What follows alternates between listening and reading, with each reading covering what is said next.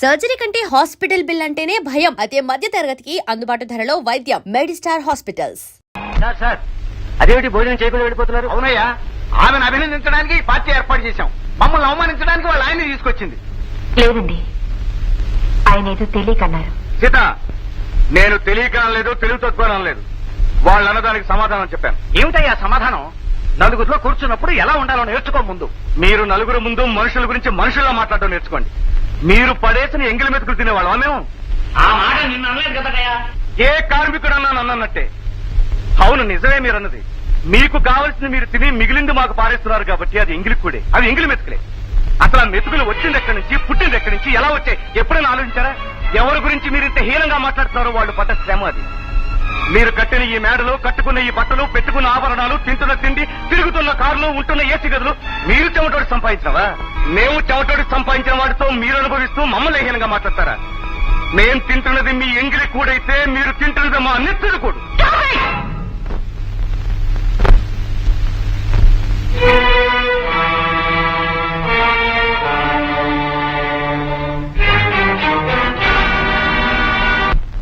ఏమిట్రా అర్థం పర్థం లేకుండా?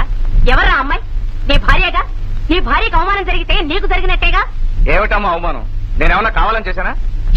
అసలు నిన్నెవరా పాడమంది? అదేమిటమ్మా, ఆ అమ్మాయి లేని వాళ్ళ గురించి నోటుకొచ్చినట్టు పాడుతుంటే? పాడితే పాడింది, నీ సొమ్మేం పోయింది? నువ్వు నోరు మూసుకుని ఊరుకోవచ్చుగా. ఏమిటండి బెల్లం కొట్టిన రాయిలాగా మాట్లాడరే? జనరల్ గా నేను కంప్లైంట్ లేకుండా ఏ కేసు టేకప్ చేయనే. ఊరికే తప్పించుకోకండి. ఆ అమ్మాయి ఒక్కరితే కూర్చొని ఏడుస్తూ ఉంటుంది. వెళ్ళి తీసుకురమ్మనండి. నేను వెళ్ళను. నేను కావాలనుకుంటే అదే వస్తుంది. ఆగు. ఒరేయ్, నువ్వు వెళ్ళక్కర్లేదు, ఆ అమ్మాయి రానక్కర్లేదు. మధ్యలో టెలిఫోన్ ఉందిగా, ఓ దెబ్బ కొట్టాయి. నేనెందుకు చేయాలి? నేను కబురు చేస్తే రాలేదుగా, దాన్నే ఫోన్ చేయని. అంతేనా? అంతే. అంతేనా? అంతే అంటున్నాడు కదే. ఒరేయ్, అదంతేనే. నేను చెప్తాను పదా. నువ్వు పదా, నీకెంత నేను చెప్తాను. అంతేనట, అంతే. మాట్లాడకుండా ఇదే. నేను వేస్తాను, మీరు పడుకోండి. నేను వెళ్ళి ఆ అమ్మాయిని తీసుకొస్తాను. పిచ్చిదానా, ఇదిగో నువ్వు వెళ్ళక్కర్లేదు, నేను వెళ్ళక్కర్లేదు. మరి ఎవరు వెళ్తారు? ఎవ్వరు వెళ్ళక్కర్లేదే. ఇదిగో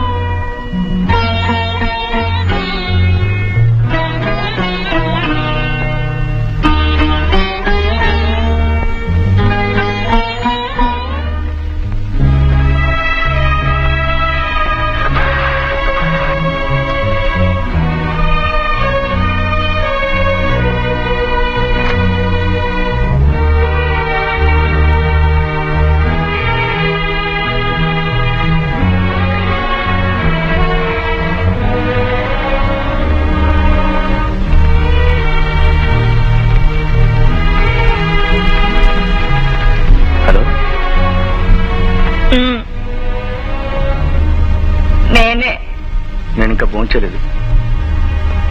నేను మాత్రం చేశానా? నువ్వు వస్తావా, నన్ను రమ్మంటావా? నేనే వస్తాను. తొందరగా వచ్చాయి.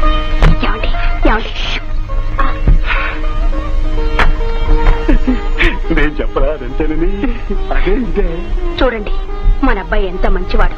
మీరు ఉన్నారు, నాతో గొడవపడి ఎప్పుడైనా ఇలా పిలిచారా? ఇలా పిలిచే అవకాశం ఎప్పుడు ఇచ్చావు నాకు? ఎప్పుడు నీ అంతటి నువ్వే వచ్చేదానివిగా. వంకాయలు గుత్తొంకాయ కూర చేసామంటే అదిరిపోతాడు. గుచ్చా ఏం లేదు సీత, ఏరి కొనొచ్చు. ఇంకోట ఏరి కొంటే కిలో 2.5 అన్నాడు. ఇంతేలే, ఇంకొండవు. ఏమండి, రోజు ఈ పుచ్చంకాయలు, ముదిరిపోయిన బెండకాయలు, కుళ్ళిపోయిన దోసకాయలు తింటే మీరు చేసే పనికి బలం ఎక్కడి నుంచి వస్తుంది చెప్పండి. మరి ఏం తీసుకురమ్మంటావు? ఇంకా ఉన్నాయి కదండి, క్యారెట్, బీట్రూట్, క్యాబేజీ, అప్పుడప్పుడు కోడి. నాకు మాత్రం తినాలన్నదా సీత, కానీ ఏం చేయను. అదే మా ఓనర్ గారు ఉందే మహాతల్లి, జీతాలు పెంచుతూ బోనస్ లేదు. పైగా అడిగితే పేద కోపం, ఆవిడకి కోపం తెచ్చినట్టు. మొన్న అయితే 4 జారీ చేద్దాం అనుకున్నాను, ఆరదు కదా అని వదిలేశాను. బాగుండదు కదా. జీతాలు పెంచితే తప్ప మంచి కూరలు కొనలేరా? ఎలా కొంటాం? కొనాలంటే ఆవిడ జీతాలు పెంచాలి, లేదా ఓవర్ టైం చేయాలి. ఓవర్ టైం చేయడానికి ఇంట్లో నువ్వు ఒప్పు, జీతాలు పెంచడానికి ఆఫీసులో ఆవిడ ఒప్పుకోదు, మధ్యలో నేను చూస్తున్నాను. సరిగాని త్వరగా వంటకాని ఆకలేసింది. No, see me after 2 o'clock. Okay, నమస్కారం. ఏమిటిలా వచ్చారు? అదే బోనస్ విషయం ఏం చేశారో తెలుసుకుందామని వచ్చామండి. మీరు తొందరగా తేల్చకపోతే చాలా ప్రమాదం జరిగిపోతుందండి. ఏమిటి? మా ఆవిడ నాకు విడాకులు ఇచ్చి వెళ్ళిపోయిందండి. విడాకులా? అవునండి, పాపం ఇవాళ భోజనం కూడా చేయలేదు. ఎందుకని? ఏముందండి, పొద్దున వంకాయలు కొని తెచ్చానండి. రోజు వంకాయలు అందండి. తీరా చూస్తే అందులో 2 పుచ్చి వంకాయలు ఉన్నాయి. అవి చూసి ఒక రకమైన ఎక్స్ప్రెషన్ ఇచ్చిందండి. పోనీ మంచి వంకాయలు కొందామంటే కిలో 2.5, పుత్తులు గిచ్చులో చూడకుండా అయితే కిలో ₹2. ₹1 మిగులుతుంది కదా అని నేను కక్కుస్ పని చేశానండి. ఏం మీ ఆవిడ పుచ్చంకాయ కూర తినదా? కాదనుకోండి, పాపం ఏదో కోడి తినాలని ఆశ ఉంటుంది కదండి. పెళ్ళైన దగ్గర నుంచి ఒక్క కోడి కూడా కోయలేదండి. ఏమండి మీకు తెలుసో లేదో, కోడి కనేది ₹25 అండి. ఎరా బోనసులు ఇవ్వక జీతాలు పెంచక కోడి ఎలా కొనుక్కుంటాం చెప్పండి. అంటే మీరు కోళ్లు కొనడం కోసం జీతం పెంచమంటారు. ఓకే, నెలకి 200 పెంచుతున్నాను. నో, అందరికీ కాదు, లీడర్కి మాత్రమే. మేడం, లీడర్ ఒక్కడే మనిషా? వీళ్ళందరూ మనుషులు కారా? అందరూ మనుషులే, కానీ లీడర్ బాధ్యత గల మనిషి. నోనో, వీళ్ళందరినీ విడిచిపెట్టి నా ఒక్కడికి ఎలా ఇస్తారు? ప్రమోషన్ ఇచ్చి. నాకంటే చాలా మంది సీనియర్లు ఉండగా నాకే ప్రమోషన్ ఎలా ఇస్తారు? మేడం, చేయాలనుకుంటే అందరికీ చేయండి, అలా చేయడం మీ ధర్మం. వస్తాం.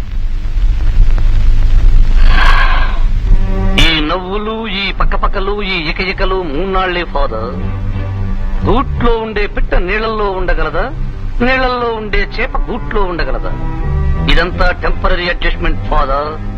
సీతారాముల్లాంటి గొప్ప వాళ్ళకే తప్పలేదు సెపరేషన్, విడిపోవడం. ఇంకో 5-6 నెలలు వీళ్ళు విడిపోతారు. తప్పురా పాపిస్తోడా, పెళ్ళయ్యాక ఆ మాట అనకూడదురా. మనకు విరోధులైన పెళ్లి కాపురం చేసుకున్న దంపతులు విడిపోవాలని ఏ మనిషి కోరుకోడురా, రాక్షసుడు తప్ప. పోనీ నీ కడుపున ఒక రాక్షసుడే పుట్టాడనుకో ఫాదర్. నాకెందుకో రోజు రోజుకి వర్కర్స్ కి ఓనర్లకి మధ్య సంబంధం దూరం అవుతున్నట్టు అనిపిస్తోంది. నిజమే మేడం, వాళ్లే మనల్ని రోజు రోజుకి దూరం చేసుకుంటున్నారు. మనం ఎన్ని అవస్థలు పడుతున్నామో వాళ్ళకి అర్థం కావడం లేదు. మనం తింటున్నాము, నిద్రపోతున్నాము, ఎన్ని బాధలు పడుతున్నామో వాళ్ళకి అవసరం లేదు. వాళ్ళ సౌకర్యం వాళ్ళది. వాళ్ళంతా డబ్బు మనుషులు, వాళ్ళకి కావలసిందల్లా డబ్బు. నిజమేననుకోండి, వాళ్ళు కష్టపడుతున్నారు, అడుగుతున్నారు, తప్పే ఉంది. కష్టానికే కదా మా జీతాలు ఇస్తున్నాం, పైగా బోనస్లు కూడా ఎందుకు?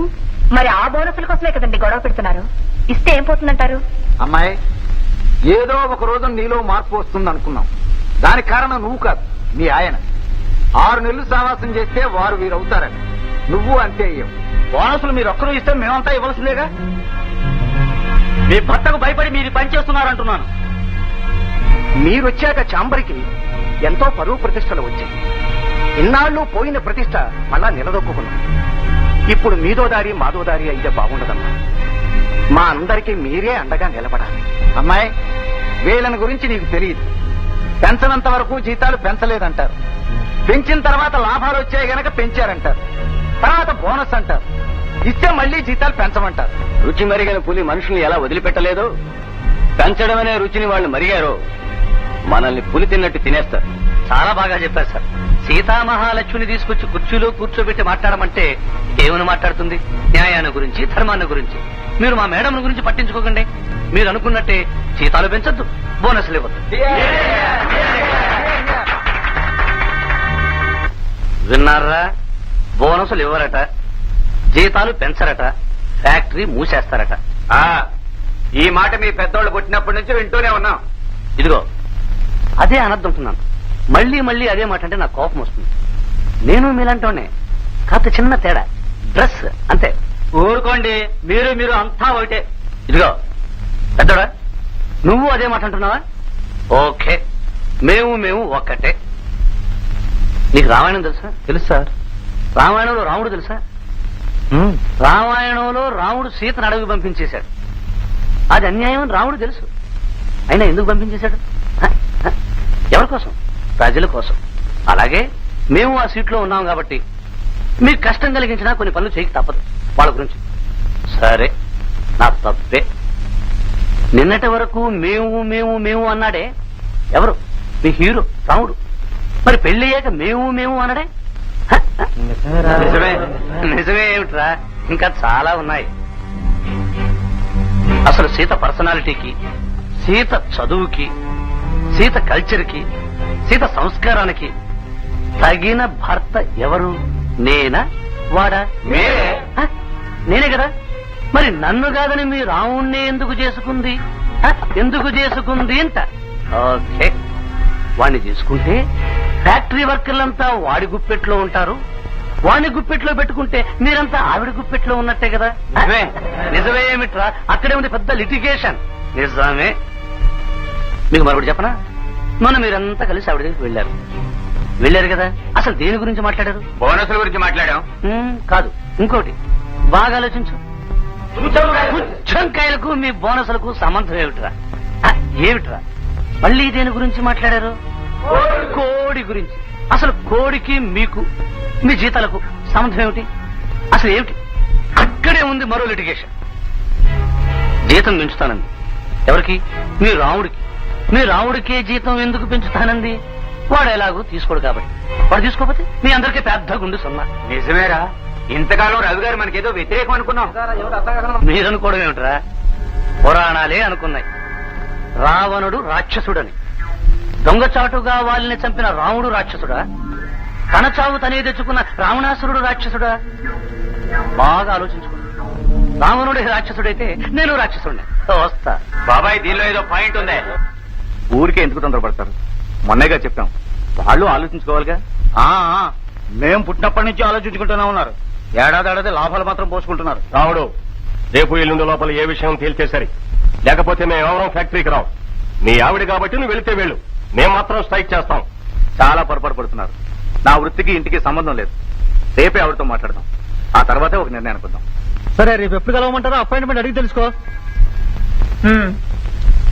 చెప్పండి, మమ్మల్ని ఏం చేయమంటారు? మీరేం చేస్తానంటారు? మిమ్మల్ని చేయమంటున్నది మేము ఎప్పటి నుంచో అడుగుతున్న బోనసులు. మేం చేయాలనుకుంటున్నది మీ నిర్ణయం విన్న తర్వాత చెప్తాం. ఓకే, ప్రస్తుతం మీకు బోనస్లు ఇవ్వడం కుదరదు.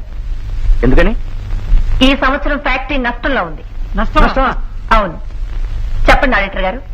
అవునయ్యా, ఈ సంవత్సరం మన ఫ్యాక్టరీ కొన్ని లక్షల నష్టం వచ్చింది. వచ్చిన డబ్బు వచ్చినట్టు మేనేజ్మెంట్ తినేస్తే లాభాలు ఎక్కడ కనబడతాయి? ఏమైతేనే నష్టం వచ్చిందా లేదా? మా వాళ్ళు రాలేదుగా. ఎవరి వల్ల వచ్చినా నష్టం నష్టమేగా. మీ లెక్క ప్రకారం ఈ సంవత్సరం నష్టం వచ్చినా అంతకు ముందు సంవత్సరం లాభాలు వచ్చాయిగా. ఆ బోనసులు ఇవ్వండి. ఆ వచ్చిన లాభాలన్నీ ఈ సంవత్సరం వచ్చిన నష్టంలో సరిపోయింది. ఈ లెక్కలన్నీ ఇన్కమ్ ట్యాక్స్ వాళ్ళకి చెప్పండి, బాగుంటుంది.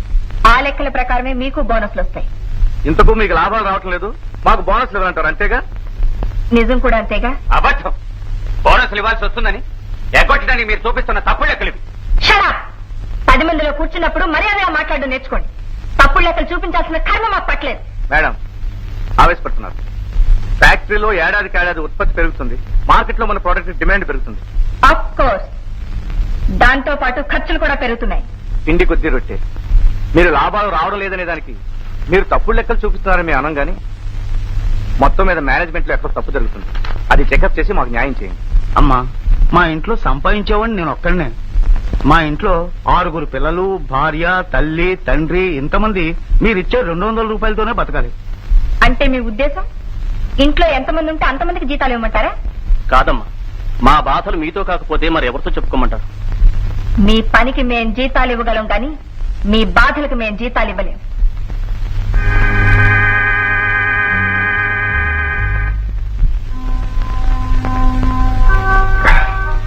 ఐదు గంటలకు అలారం పెట్టు.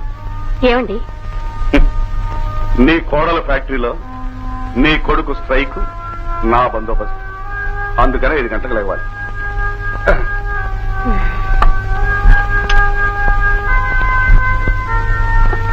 సీత, రేపు చంద్రాలే లేపగలవా?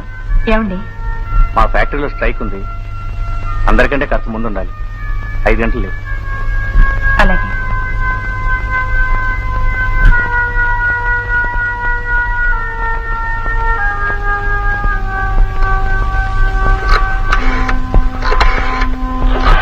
Morning alarm please. Hello, this is 31369. ఉదయం 4:30కి అలారం కాల్ కావాలి. Thank you.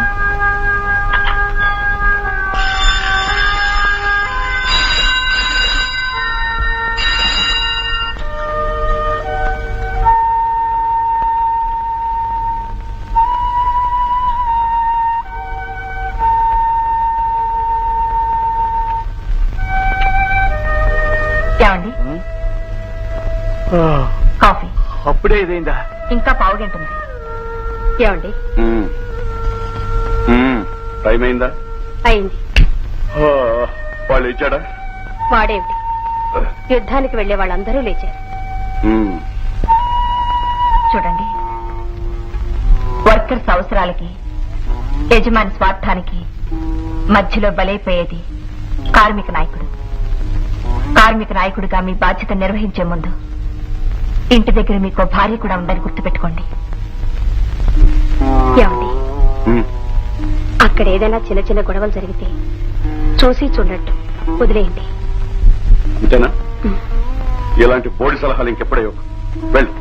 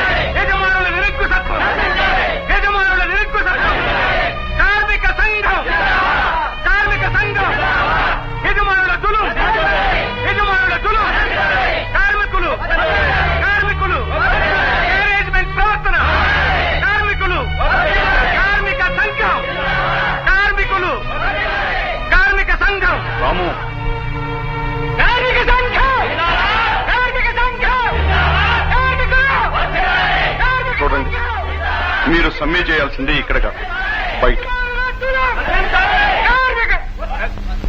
సార్, నిజం చెప్పాల్సి వస్తే ఇది సమ్మె కాదు. మా అయిష్టాన్ని ప్రకటించడం, మా కోరికలు చెప్పుకోవడం. ఇది కేవలం 1 గంట సేపు మాత్రమే. ఫ్యాక్టరీ టైం కాగానే ఎవరి పనిలోకి వాడు వెళ్ళిపోతారు. ఈ గంట సేపు ఎవరు ఉన్న చోట నుంచి కదలరు, ఏ దౌర్జన్యం చేయరు. దానికి నేను హామీ ఇస్తున్నాను. Okay, carry on. Thank you sir. కార్మిక సంఘం, కార్మికులు, యజమానుల తులం, కార్మికులు, కార్మిక సంఘం, యజమానుల తులం, కార్మికులు, కార్మిక సంఘం, వాళ్ళలో కలుసుకోండి. జీతాలు, టైం చూసి ఆ పని చేసేది. బోనసులు, కార్మిక సంఘం, బోనసులు, జీతాలు,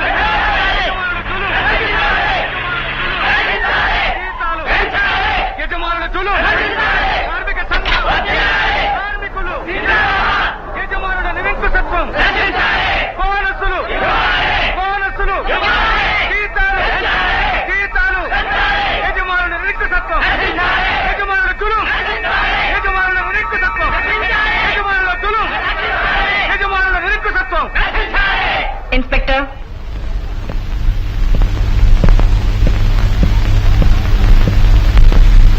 మేడం, ఏమిటిదంతా? నేను అడుగుతున్నాను, వాట్ ఈజ్ ఆల్ దిస్? వీళ్ళందరినీ లోపలికి ఎందుకు అలౌ చేశారు? నో మేడం, వీళ్ళు ఏం చెప్పారంటే I don't need any explanation. 5 నిమిషాలు వీళ్ళందరినీ బయటికి పంపించండి. Okay madam, okay. మిస్టర్ రాము, 5 నిమిషాల్లో మీరందరూ ఈ కాంపౌండ్ వదిలిపెట్టి వెళ్ళాలి. ఒక్కళ్ళు కూడా ఉంటానికి వీల్లేదు. అలాగే వెళ్తాం ఇన్స్పెక్టర్. ఇది నలుగురికి తెలియకూడదనే కాంపౌండ్ లోపల చేస్తున్నాం. కానీ మీరే వీధికి ఎక్కమంటున్నారు. అరవడం మొదలు పెట్టిన తర్వాత వీధికెక్కినా ఒకటే, ఇంట్లో ఉన్నా ఒకటే. దీనికి తెగించిన వాళ్ళు దేనికైనా తెగిస్తారు. వెంటనే పంపించేయండి ఇన్స్పెక్టర్. వీళ్ల ద్వారా ఏ దౌర్జన్యం జరగదని నేను మళ్లీ హామీ ఇస్తున్నాను ఇన్స్పెక్టర్. ఏ దౌర్జన్యం చేసినా నాకు భయం లేదు, కానీ వాళ్ళు మాత్రం నా కాంపౌండ్ లో ఉండడానికి వీల్లేదు. నా కాంపౌండ్ లో ఒక గొంతు లేవడానికి వీల్లేదు, ఒక మాట వినిపించడానికి వీల్లేదు, ఒక మనిషి కనిపించడానికి వీల్లేదు.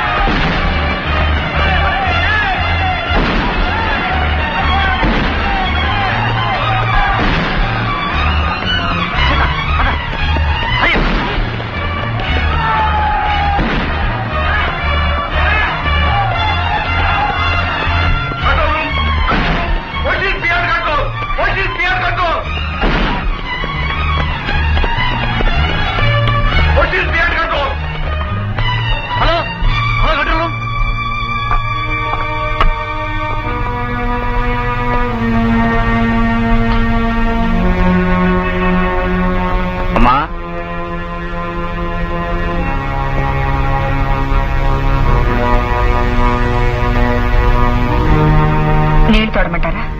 తర్వాత చేస్తాను. అబ్బాయ్, ఏమిట్రా అది? ఫ్యాక్టరీలో ఏదో పెద్ద పెద్ద గొడవలు జరిగాయట. అసలు ఏమిట్రా గొడవలు? తిన్నది అరక్క. వాళ్ళు తెగబలిసిన వాళ్ళు కదమ్మా, ఏమైనా చేస్తారు. పోలీసులకు పట్టిస్తారు, కొట్టిస్తారు, ఇంకా పొగరుబలిస్తే ప్రాణాలు కూడా తీస్తారు. ఆవిడ అహంకారం నిరూపించుకోవడానికి 25 మందిని అరెస్ట్ చేయించింది. రేపు తెల్లారేలోగా మర్యాదగా 25 మందిని విడిచిపెట్టించిందా సరే, లేదా నిరాహార దీక్ష కూర్చుంటాను. ఎవరు? ఇంకెవరు, నేనే. నీకెందుకురా ఈ నిరాహార దీక్ష?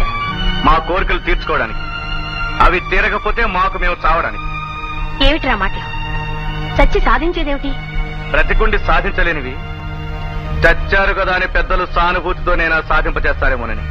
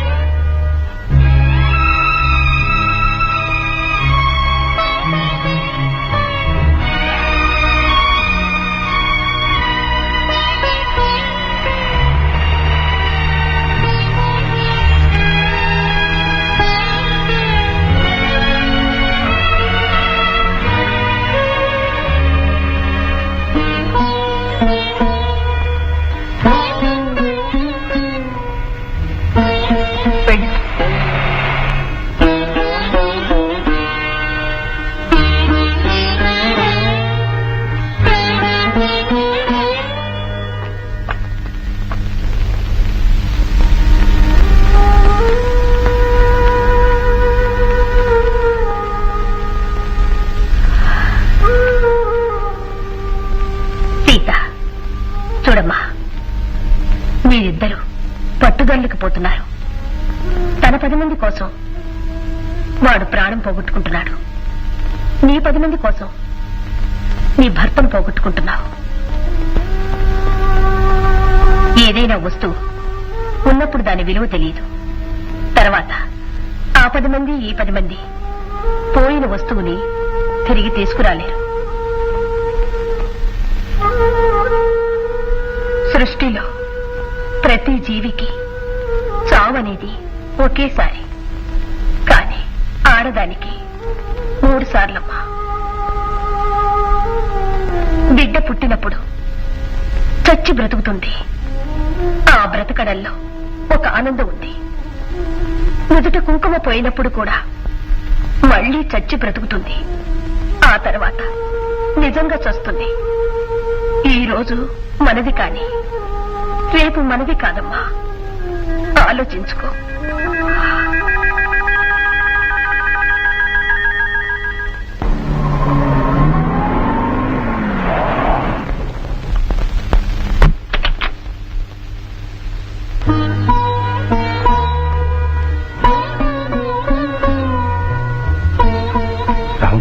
రాముడు అమ్మగారు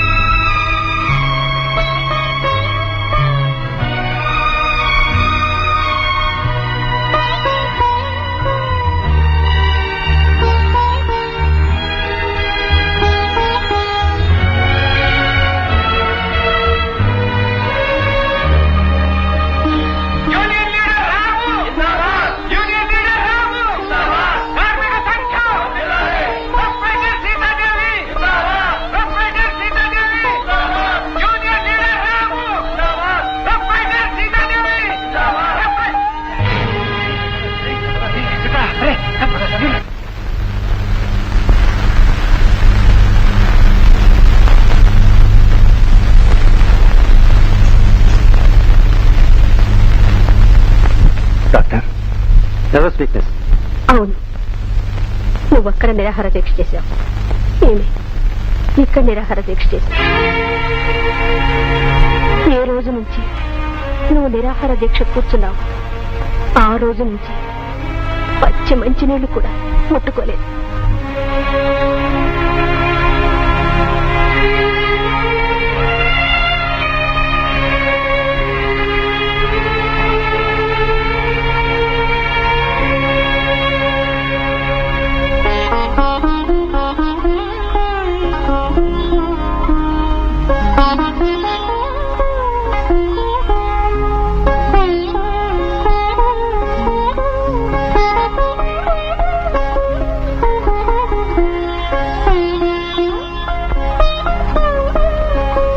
బాబు,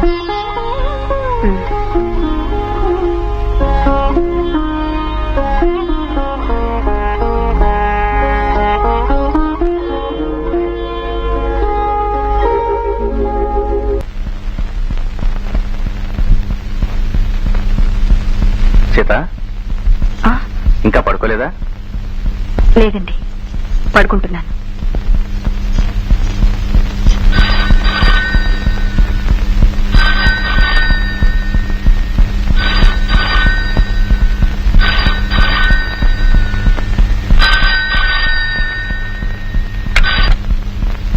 హలో మేడం, చలవేశెట్టి గారిని ఫ్యాక్టరీ వర్కర్లంతా కొట్టి చంపేశారు.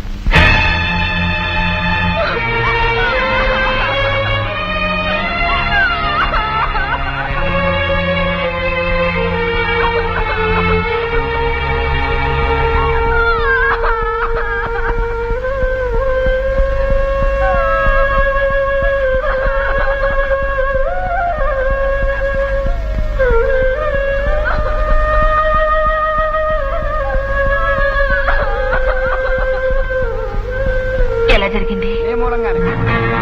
నా మూలంగా అవును, మన అన్ని ఫ్యాక్టరీలోనూ ఒకేసారి స్ట్రైక్ ప్రారంభించారు. ప్రారంభించే ముందు మనం ఏమనుకున్నాం? ఏమైనా సరే, ఎవరు చచ్చినా సరే వాళ్ళ కోరికలు మనం ఒప్పుకోకూడదు అనుకున్నావా లేదా? అలాంటప్పుడు మా ఎవరికి చెప్పుకుంటే స్ట్రైక్ ఎలా వ్యాప్తించారు? అది ఈ భర్తను కాపాడుకుంటానికి చేశారు. అది నా భర్త తీసుకుపోయింది. నువ్వు గొప్పదాని అయ్యావు, మేము యథానం అయిపోయాం. ప్రెసిడెంట్ గా ఎన్నుకున్నందుకు నీ స్వార్థాన్ని చూస్తున్నాం. మమ్మల్ని చేతగాన వాళ్ళగా చేశావు. దానికి నా భర్త బలయ్యాడు. నా భర్త చావు కారణం నువ్వు. దీనికి నీ సమాధానం ఏమిటి? దీనికి నీ సమాధానం ఏమిటి? దీనికి నీ సమాధానం ఏమిటి? దీనికి నీ సమాధానం ఏమిటి? సమాధానం ఏమిటి? అది ఫ్యాక్టరీ మూసేశారా? మొగుడివిగా నువ్వు ఎక్కడ చచ్చిపోతావని చాలా తెలివిగా నిరాహార దీక్ష మాన్పించేసింది. మేము అక్కడికి వెళ్ళేసరికి బోర్డు పెట్టేసింది. ఫ్యాక్టరీ మూసేయడం ఆడిస్తానా? పదండి.